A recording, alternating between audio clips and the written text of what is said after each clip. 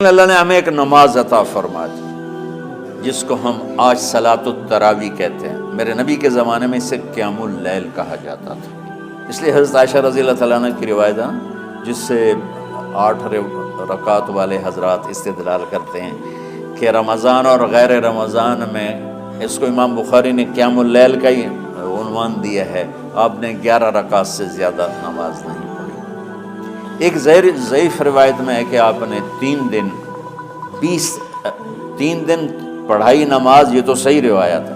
کتنی رکعت پڑھائی؟ تو ایک ضعیف روایت میں ہے کہ 20 رکعت پڑھائی. اچھا، ضعیف روایت سے عبادت ثابت نہیں ہو سکتی حکم شرعی.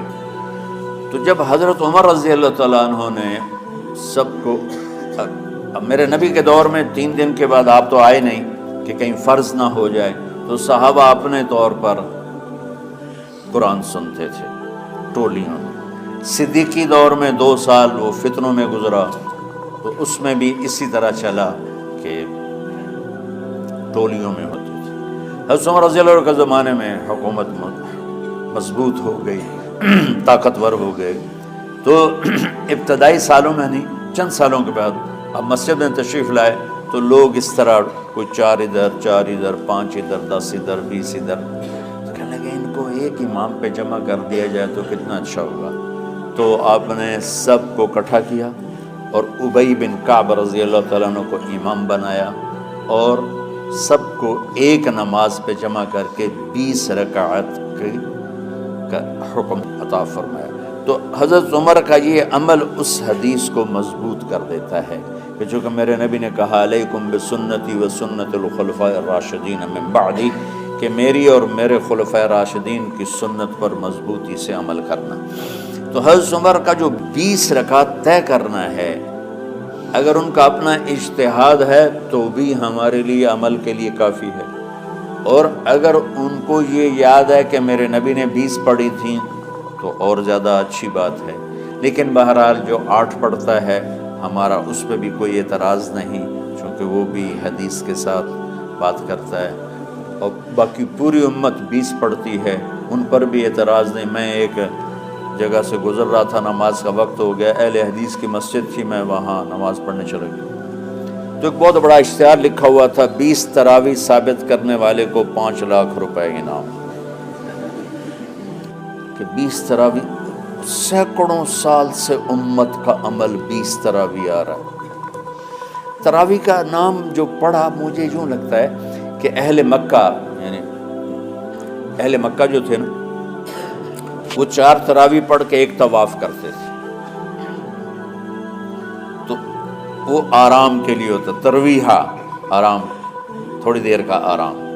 تو 4 تراویح کے بعد ایک طواف کرتے تھے. وہ چھوٹا سا طواف 10 منٹ میں ختم ہو جاتا تھا، اور پھر 4 تراویح پڑھتے تھے، پھر طواف کرتے تھے، پھر 4 پڑھتے تھے، پھر طواف کرتے تھے. یہ صحابہ کے تھوڑے بعد کے دور کی بات. تو مدینے والوں کو پتہ چلا کہ مکے والے تو یہ کرتے ہیں. وہ کہنے لگے اساں کی کریے؟ ان کا اسی 40 تراویح پڑھا، 40 رکعت. وہ 40 رکعت پڑھتے تھے. تو نوافل میں کوئی سختی نہیں کہ بھائی 8 سے زیادہ نہیں پڑھنی، بدعت ہو جائے گی، اور 20 پڑھنا بدعت ہے. یہ سب جہالت کی بات ہے. مجھے 8 پڑھ رہے ہیں یہ غلط ہے، یہ بھی حماقت کی بات ہے. جو صحیح حدیث سے دلیل پکڑ کے کوئی عمل کرتا ہو تو بھائیو اس سے بحث نہ کیا کرو، مناظرہ نہ کیا کرو. یہ بہت نادانی والی بات ہے. اور امت کا خلق لاکھوں کروڑوں انسانوں کا ایک عمل پہ جمع ہونا، یہ بذات خود اس کی طاقت کی ایک دلیل. اور حرمین جب سے میرے رب نے حضرت عمر نے 20 رکعت شروع کی، آج تک وہاں بھی ساری مساجد میں 8 رکعت تراویح ہوتی ہے، لیکن حرمین کی مسجد میں 20 رکعت، ادھر بھی ادھر بھی.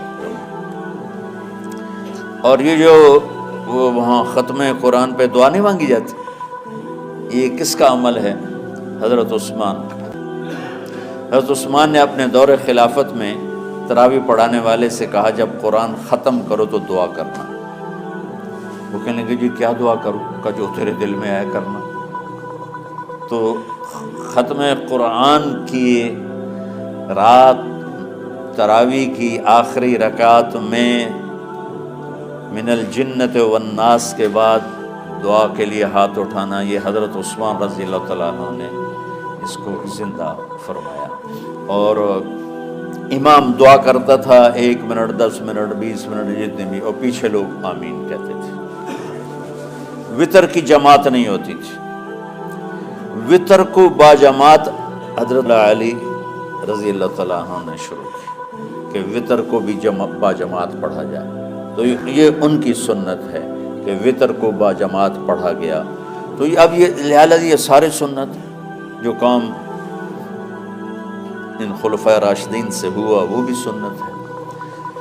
تو اللہ نے ہمیں ایک عبادت دے دی کہ میرا قرآن پڑھو اور سنو۔ پہلی امتوں کو تراویح کیوں نہیں تھی یا قیام اللیل کیوں نہیں تھا؟ کہ ان کو اپنی کتاب یاد ہی نہیں ہوتی تھی، وہ اپنی کتاب کے حافظ نہیں ہوتے تھے، وہ اپنی کتاب یاد ہی نہیں کر سکتے تھے، صرف نبی کو یاد ہوتی تھی۔ اللہ نے ہمارے لیے کتنا آسان کر دیا کہ 7 سال کے یہ چھوٹے چھوٹے بچے قرآن یاد کر رہے ہیں، 70 سال کا بوڑھا قرآن یاد کر رہا ہے۔ یہیں یہ مولوی یوسف صاحب کا ساتھی تھا، یا پتہ نہیں ان سے پہلے تھا، سلمان، مولوی سلمان، آج کل امریکہ میں ہوتے ہیں، ہماری ایک شاخ چلا رہے ہیں۔ وہ شروع میں یہاں تھے، تو یہاں تراویح پڑھانے کے لیے ہمارے پاس حافظ کوئی نہیں تھا، وہ حافظ نہیں تھے، وہ صبح بیٹھ کے شام تک 1 سپارہ یاد کرتے اور رات عشاء کی نماز میں سنا دیتے۔ 30 دن میں قرآن یاد کر کے سنا دیا۔ مطلب یہ سنی سنائی بات نہیں، ہمارے اسی حسنین، اسی ممبر اور محراب کی بات کہ یہیں اسی مسجد میں انہوں نے صبح سے مغرب تک یاد کرتے تھے اور پھر عشاء میں کھڑے ہو کے سنا دیتے تھے۔ پیچھے ہوتے تھے لقمہ کوئی دینے والا شاید، لیکن بہت خوبصورت پڑھ کے 1 دن میں یاد کر کے سنا دیا۔ اور ایک مجھے نام بھول گیا، 3 دن میں قرآن یاد کیا، 10 سپارے 1 دن میں یاد کیے، 10 دوسرے دن میں یاد کیے، 10 تیسرے دن میں یاد کیے۔ وَلَقَدْ يَسَّرْنَا الْقُرْآنَ لِلذِّكْرِ فَهَلْ مِن مُدَّكِرٍ۔ تو اللہ تعالیٰ نے اس کو نصیحت کے لیے بھی آسان کیا ہے اور یاد کرنے کے لیے بھی آسان کیا ہے۔ کوئی کتاب پہلے یاد نہیں ہوتی تھی کسی کو، ماشاءاللہ تم میں کتنے حفاظ بیٹھے ہیں اللہ کے فضل سے۔ تو اللہ نے ہمیں رات کی نماز عطا فرمائی، اور چونکہ یہ ایک مشقت ہے تو میرے نبی نے کہا یہ رات کی نماز کے ہر سجدے پر 1500 نیکی لکھی جاتی، 1500 نیکی لکھی جاتی۔ اور اللہ تعالیٰ ہر سجدے پر جنت میں ایک محل بناتا ہے جس کے 60,000 سونے چاندی کے دروازے ہوتے ہیں، اور ایک درخت اس کے لیے لگاتا ہے جس کے نیچے 100 سال گھوڑا دوڑ سکتا ہے۔ تو رمضان کا اہتمام آپ رجب سے شروع فرما دیتے تھے۔ میرے نبی نے 9 رمضان دیکھے، 9 رمضان اپنی زندگی میں، 9 رمضان۔ 10ویں رمضان سے پہلے آپ اللہ کے پاس تشریف لے گئے۔ آپ کی زندگی میں روزے فرض ہونے سے آپ کی وفات تک 9 رمضان گزرے، اور میں قربان جاؤں اپنے نبی پر، اپنی امت پہ کیسی شفقت تھی۔ آپ سحری کھاتے تھے بالکل آخری وقت، ادھر بلال اذان دے رہا ہے اور ادھر آپ آخری لقمہ کھا رہے ہیں، اور ادھر سورج نیچے ہوا اور آپ کھجور منہ میں۔ ایک آدمی اوپر کھڑا ہوتا تھا مدینے میں تو وہ چھت پہ، گھر کی چھت پہ کھڑا ہوتا تھا، سفر میں ہے تو وہ کسی پہاڑی پہ کھڑا ہوتا تھا۔ جو ہی سورج کا کنارہ نیچے جاتا اب فوراً وہ کہتا یا رسول اللہ قد غربت، تو آپ کھجور منہ میں ڈال لیتے تھے، یا پانی، کبھی پانی سے افطار فرماتے تھے، کبھی کھجور سے افطار فرماتے تھے، کہ میری امت پہ بھوک کا وقت کم سے کم آئے۔ آج کل جو یہ ہمارے افطاری کے اوقات ہیں نا، یہ سورج ڈوبنے کے بھی 2-2.5 منٹ بعد کے ہیں کہ احتیاطاً، ٹھیک ہے چلو احتیاط کر لو کوئی مسئلہ نہیں، لیکن اصل ہے ادھر چونکہ اب سورج ہمیں نظر ہی نہیں آتا ہے، اس طرح ہم گھرے ہوئے ہیں شہروں میں، دیہاتوں میں بھی اب اس طرح کا ماحول ہے کہ وہ نظر نہیں آتا ہے، تو بہتر کہ ادھر سورج غائب ہو، ادھر لقمہ منہ میں جائے، لیکن یہ تب ہے جب آپ نظر آ رہا ہو۔ اب جب آپ یہاں بیٹھے ہو حسنین میں تو یہاں تو کوئی سرو نظر نہیں آئے گا، یہاں تو مینار ہی نظر آئے گا، تو لہٰذا احتیاط ٹھیک۔ ہمارے اہل حدیث بھائی وہ 2 منٹ پہلے ہم سے افطار کرتے ہیں، تو بڑی اچھی بات ہے کہ سورج کے غروب ہونے کا جو اصل وقت ہے اس کے ساتھ ہی افطار کرنا۔ اور سحری میں ایک واقعہ سناتا ہوں، آپ سحری کھا رہے تھے، بکرے کی سری پکی ہوئی تھی، تو مولا علی رضی اللہ تعالیٰ عنہ اور رباز بن ساریہ رضی اللہ تعالیٰ عنہ آپ کے ساتھ کھانا کھا رہے تھے، تو حضرت بلال ہے، یا رسول اللہ وقت ختم ہو گیا ہے، میں اذان دینے جا رہا ہوں، آپ برائے مہربانی کھانا پینا بند کریں، اور یہ کہہ کر چلے گئے۔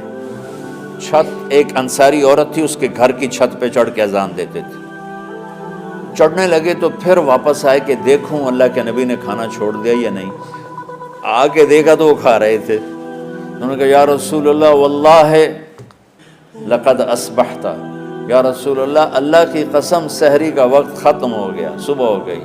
تو آپ نے ہاتھ پیچھے کر لیا، کہہ رہے تیرا بھلا ہو بلال، ابھی وقت باقی تھا، تیرے قسم کھانے پر اللہ نے اس کو پہلے نکال دیا کہ تیری قسم کہیں جھوٹی نہ پڑ جائے۔ تو حضرت علی نے فرمایا کہ اگر بلال قسم نہ کھاتے تو جب تک میرے نبی کھاتے رہتے صبح صادق نہیں ہونی